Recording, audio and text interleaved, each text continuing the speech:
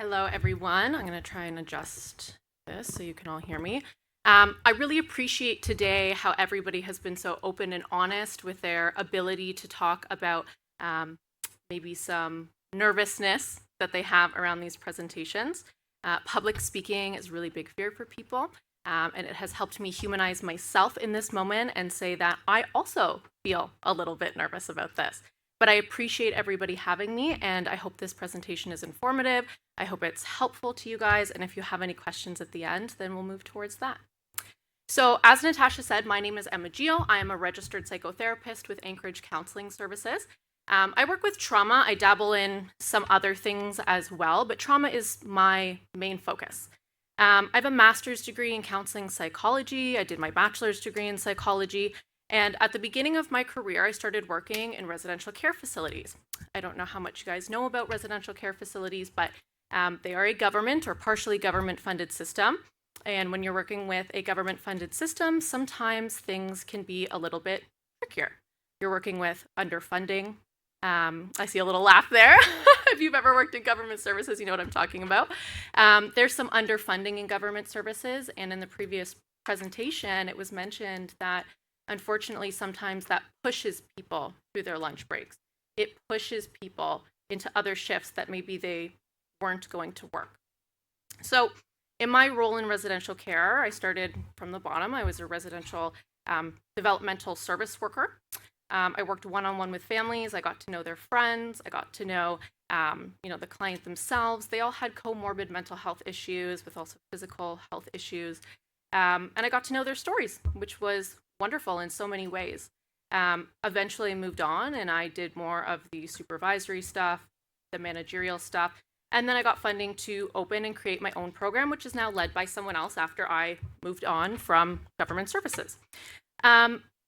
Something I noticed, though, throughout my career was the fact that I was removing boundaries to make other people more comfortable and more happy. I remember in particular, there was this one family and I felt awful. They needed funding for this adult's tooth to be removed. He had been in pain for years. This was at the beginning of COVID. So when he first got his, dental check, his annual dental check, they noticed small cavities, but nothing big. After a few years of, people not being able to actually go to the dentist, it had developed into a full-blown infection. We still had to submit funding requests to get this tooth removed, to have dental surgery, and he had a unique medical condition that required him to undergo anesthesia for this procedure and to get different kinds of approval from different doctors, which took a long time. Throughout this process, the family was naturally very worried about what was going to happen to their child, whether or not this infection was going to spread, and I gave them my personal phone number. I'm sure how you can see that contributed to compassion fatigue. There was the pressure to answer text messages after hours, to, as soon as I received any response on the funding request, to be able to answer it right away to ensure that we got this process expedited. In addition to that, through residential services, we also have an on-call system that requires us to answer calls 24/7 for 7 days a week. And some of the symptoms I will describe today, I developed. I struggled with hypervigilance around my phone. In the middle of the night, if I heard a text message, even if it was from maybe a family member or something like that, I would still be nervous. I began to resent my employees to a degree, even though the things that they were calling about were perfectly reasonable things, right? But because I cared so much and because I took on so much beyond my role and I didn't set those boundaries, and I didn't practice maybe as much self-compassion as I should have, I began to dislike my job. And for such a long time, this is what I wanted to do. I wanted to work in the mental health industry. And then look where that got me, right? So today I'm going to be talking a little bit more about preventative measures and a little bit more about, once you struggle with compassion fatigue, how we can move past that, okay? So bear with me while I play with this clicker for a second. So first I'm going to talk to you a little bit about the story of John. Okay, so John is a manager working with child protection. He often handles cases of abuse and neglect. He's deeply committed to advocating for the well-being of children and their families. He really enjoys the nature of his job, but it requires him to be exposed to various stories of trauma and suffering. Despite John's best efforts to remain both empathetic and compassionate, he finds himself feeling emotionally numb to the distress of both his clients and those who work under him. John struggles to sleep. He becomes irritated. When his friend lost his job, he feels unable to support him emotionally. And he finds it increasingly difficult to connect with other people. John starts to question whether he's even making a difference in this field. He feels hopeless about the possibility of positive outcomes for the families and the children that he works with. Though John recognizes that there's something going on, excuse me, I'm adjusting my notes. He doesn't reach out for help. He feels as though his own suffering is nothing compared to some of the people that he sees on a daily basis or some of the stories that he's heard throughout his career. So John just continues to go to work, just like that. John is 59.5% of caregivers. John is over 40% nurses. John is over 40% of doctors. John is representative of lawyers, social workers, therapists, and so many more professions. John has also been me at times.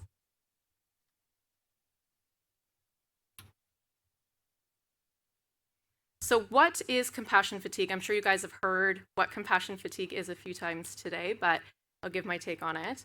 So compassion fatigue is a state of emotional, mental, and physical exhaustion that can occur when a person is exposed to and engaged with the suffering of individuals or groups on a regular basis. While compassion fatigue may look and feel similar to burnout and trauma, they are not the same, but rather they each have contributing roles to compassion fatigue. It can affect anyone who regularly interacts with individuals experiencing trauma or distress, but occurs in high rates in helping professions and in service roles.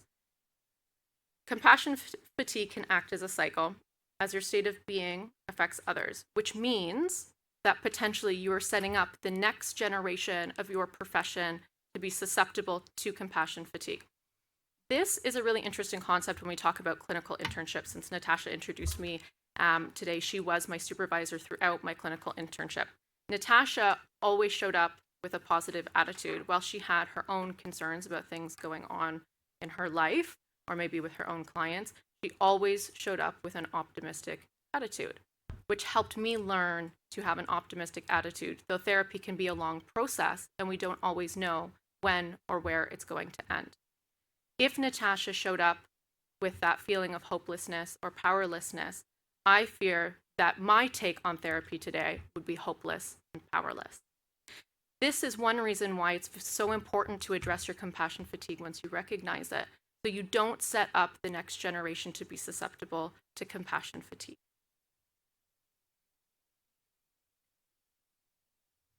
So let's talk a little bit about warning signs. Symptoms of compassion fatigue can include mood changes, anxiety, depression, substance use, feelings of cynicism, irritability, emotional numbness, which is something we'll talk a lot about today, a decreased ability to feel empathy towards others, and a sense of being overwhelmed or drained, and difficulty getting previously simple tasks done.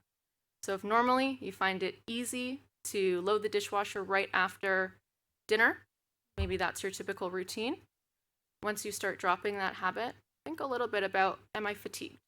Am I struggling with compassion fatigue? So I want everybody, now that we've talked a little bit about what those signs and symptoms look like, to take a second to just reflect on whether or not those signs and symptoms are representative of you.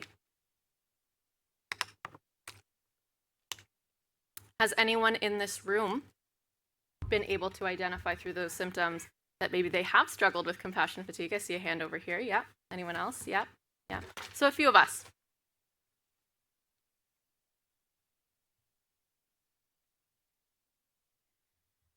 So let's talk about those two risk factors that I mentioned earlier. That was both burnout and secondary traumatic stress. So secondary traumatic stress is another word for vicarious trauma. This causes a change in a person's belief system after repeated exposure to other people's trauma. Secondary traumatic stress can cause intrusive thoughts, it can cause nightmares, it can cause hypervigilance, emotional numbing, and avoidance of triggers. If we take a walk back to that story I told you guys about my on-call schedule when I worked in government services, you'll notice some of the parallels between the symptoms that I described and exactly what we're talking about now. Those who have been exposed to adverse childhood experiences are more likely to struggle with secondary traumatic stress. So I'm going to put this into context for you. Imagine a lawyer representing clients who have suffered life-altering injuries due to car accidents. Over time, the lawyer becomes emotionally drained and overwhelmed by trauma stories of their clients, leading to nightmares and avoidance of driving. This begins to impact their ability to get to work on time. Additionally, they become socially withdrawn after feeling like the concerns of others are not comparable to what they deal with on a daily basis. Next, we're going to talk a little bit about the shattering or reinforcing of beliefs. So this is a concept related to that secondary traumatic stress or vicarious trauma. Repeated exposure to the suffering of others may cause the shattering of a positive belief system. Where one once believed that in general most people are good, they've now concluded that most people are not. Alternatively, it may reinforce negative beliefs that you already had. For example, if you had been repeatedly exposed to rejection or abuse as a child, the suffering of others may confirm those beliefs, which will make a person cynical. So this is going to be another light bulb moment for everybody. I want you to take a second to reflect on whether or not your belief system is that of a positive one and it's been shattered by the work that you do in some way, shape, or form, or whether or not as a child you were susceptible to a negative belief system, and whether the work that you do now reinforces that negative belief system. This concept is particularly important to help you identify some of the patterns that continue to reinforce compassion fatigue. That means keeps the cycle going.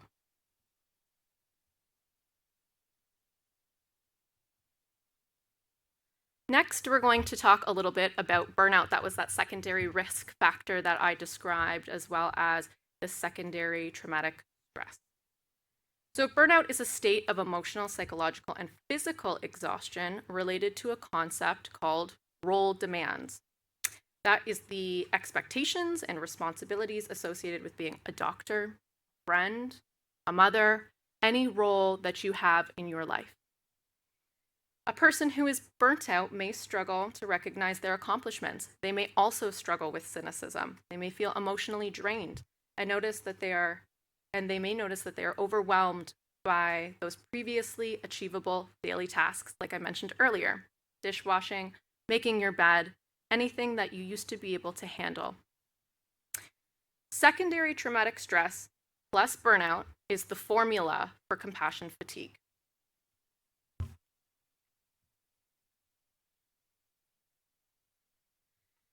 So this is a working model of what compassion fatigue looks like. This is by Figley, 2002. I just want to make sure that I give credit where credit is due. This model demonstrates the cascading effect of repeated exposure to suffering and role demands, and the necessary empathetic ability and concern that ultimately leads to compassion fatigue and disruptions in your life. So there are several factors that were identified as contributing to compassion fatigue. This includes one's ability to empathize, their baseline ability to empathize, because we're not all the same. Empathetic concern, or the drive to action your empathy. How much do you feel like you need to act on how deeply you feel for someone? Personal life disruptions. What's going on in your own life? Are you switching jobs? Do you have a sick child? The death of a parent? Do you have a friend who's struggling with something and you're their main support system? Exposure to clients but inability to help. So those situations like described in the previous talk, where somebody is sick and you have no control over that illness, but you're there and you're witnessing it. Prolonged exposure to suffering. So over the years, or over a year, how many people have you met that are suffering? How long have you worked with them? How deeply have you cared about these people? And your own traumatic memories.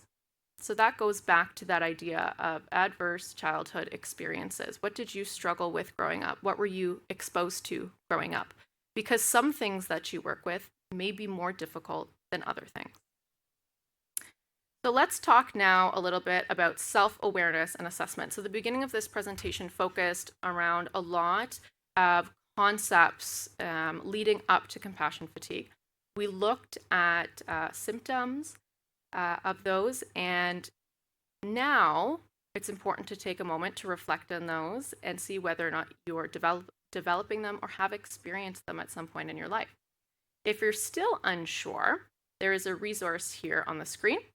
This is called the PROQOL, so PROQOL. This is a self-assessment sheet that you can find on the Canadian Centre for Addiction and Mental Health website. It has 30 questions on it, and there is also a scoring sheet at the bottom. It is meant for anyone and everyone, and it will ask you about different domains in your life, and a particular score will tell you how high you fall on that compassion fatigue scale.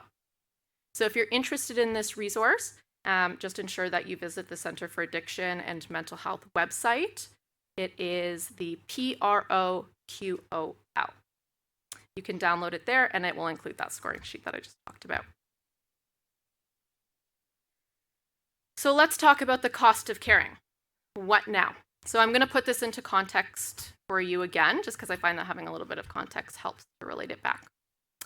So a family law attorney, deeply invested in emotionally intense cases, begins to experience compassion fatigue as they empathize with their clients suffering due to their own divorce. Despite their efforts to provide effective representation, they feel overwhelmed and emotionally drained by the constant exposure to their clients' distress. This emotional toll leads to feelings of cynicism, detachment, and has reinforced that negative belief system that we discussed earlier, ultimately negatively impacting their new relationship with their current partner. So what do we do? How can we prevent this? Practice setting boundaries. If you're not yet comfortable setting what we call an active boundary, which is more of a blunt and guided boundary, try something a little bit more passive. That may sound like, I'm sorry to interrupt. I hear that this divorce has been very hard for you. We only have about 15 minutes to talk about this new update. Are you comfortable shifting gears? Use a compassionate tone, but let it be known that you need to move on. Being honest with yourself and aware of what you're feeling. Are you experiencing any of those symptoms that we discussed? Are there other areas in law that you could potentially move towards while you're going through this divorce, or until you've been able to process your own triggers?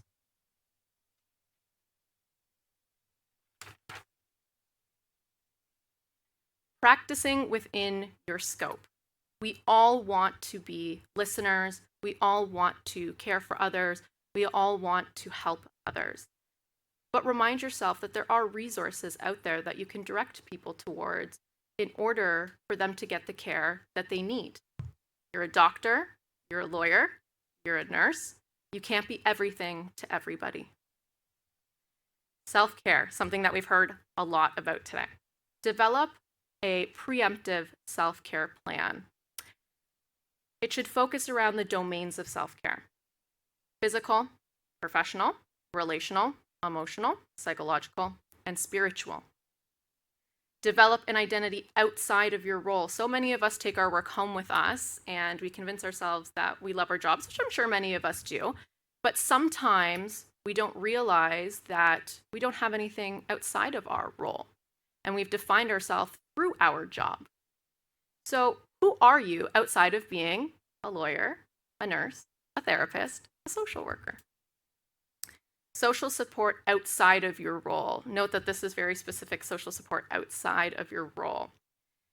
Outside of work, who can you talk to about your stressors? This is really important because within work, sometimes we create an echo chamber and we don't even know it. The echo chamber is an environment where a person encounters only beliefs or opinions that coincide with their own, thus reinforcing their negative belief system. So if we go back to that example about the divorce lawyer and her going through her own recent divorce, imagine how that can create an echo chamber with your colleagues who also deal in divorce law. Imagine how that can create an echo chamber with your colleagues who have also gone through a divorce. Next is emotional resilience techniques and development. Self-soothing, radical acceptance, so better understanding that compassion fatigue may come and it may also go, but accepting that it is there and it can be there and that is reality. Working on our self-esteem, our confidence, and our emotional regulation. Psychotherapy. Since I'm a therapist, I have to talk about this a little bit. Psychotherapy allows individuals to address emerging mental health issues. We see lots of people who come in for preemptive mental health care. Specifically, we see this a lot with first responders. They come in, even if there's nothing going on, just to talk about things that could potentially bother them in the future. And then they have somebody who knows them, somebody who knows what their baseline looks like, and they have assessments that tell us what their baseline looks like. It also helps with coping skills, enhances resilience, and addresses underlying issues that you may know are there, but may have not been willing to accept as of yet. So compassion fatigue recovery. What happens when we are already struggling with compassion fatigue and we're not necessarily able to be at that preventative stage yet? Rest and recover. Sleep, move your body, nourish your body, hydrate, make recovery a priority so you can show up for others and you can show up for yourself. Journal, meditate, maybe try some progressive muscle relaxation. Self-compassion. What would you say to a friend who is struggling just like you? Would the 6-year-old version of yourself be okay with the way you were treating yourself, your body, your mind, and your relationships? Rehumanize yourself. This is a concept that we don't talk about a lot, but it's a very important one. Remember that by robbing ourselves of self-compassion, we are dehumanizing ourselves. We're not giving ourselves the grace we give to others. We all cancel plans, we all make mistakes, and we all have limits. If you're okay with someone else doing it, remind yourself that it's okay for you to do it too. Schedule. I don't know about everybody in this room, but I am a person who really struggles to relax. If you've worked in a career for a long time that's very demanding and requires a lot of you, it can be hard to relax. So one method to get past this is to start by scheduling relaxation time, even if it's just an hour. No strings attached, guilt-free, choose what you want to do for that hour. And our final piece is to reflect. Are there elements that you noticed in this presentation that make you a higher risk for compassion fatigue? And how can you plan for that for the future? There are consequences to unaddressed compassion fatigue. I know in a lot of the presentations today, you hear about these concepts of compassion fatigue, but there are very real life consequences to them. The development of post-traumatic stress disorder, depression, social isolation, decreased social satisfaction, and self-sabotage. Not addressing compassion fatigue impacts how you show up for yourself and how you show up for others. So let's talk a little bit about how compassion fatigue works within the industry of therapy. I feel that I've been very lucky coming into this industry, and it doesn't work like this for all therapists. Psychotherapy is a unique field in the sense that dealing with compassion fatigue is kind of built into our code of ethics. For many of us, we're required to meet in a group or individual setting in order to share our experiences, reflect on them, and find a path forward. And your supervisor will call out if they think there is a personal thing that is affecting your ability to empathize. We are expected to lean on our directors and seek therapy that allows us to rest and recover. We are encouraged to work schedules that promote self-compassion and recovery from compassion fatigue. Again, this is not true for all therapists. Most importantly, we're encouraged to set boundaries and to remove ourselves from the work context when we're not within the work context. Advocacy towards reaching self-compassion in the workplace is yet another preventative measure to reduce compassion fatigue.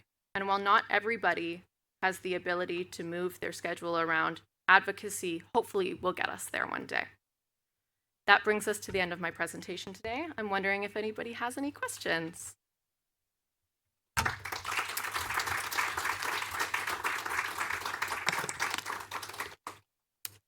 Thank you so much, everybody.